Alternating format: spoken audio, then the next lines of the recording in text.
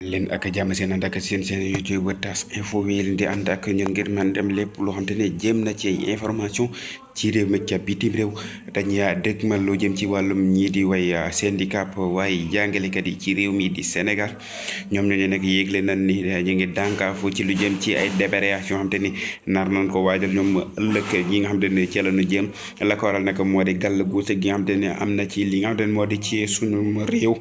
aju ci li nga xam te ne moo di report élection yi jëmale ko ci le 15 décembre bi nga xam te ne ca la ñu jëm ñoom ñooñu nag dañ ca ni adada la nga xam te ne moo ca war moo di ñu def ko amal ko ci le 25 février gi nga xam te ne ca la ñu jëm ngir jàmm man ni ñoom jàngalekat yi ñu mën a wéyal seenu liggéey waaye daal loolee mel na ni lii di décret bi nga xam te ne kii di le président de la république doon na ko junj day mel ni loolee moo mujj gaal fan mbir yu bëree bëri mu di lu jëm ci tuxal lii di élection yi ña ko def di ñii di way l'assemblée yi gannaaw assemblée nationale vote bi nga xam ne daal dinañ koy amal ci toxal élection yi jële ko ci février yóbbu ko ci décembre gi nga xam ne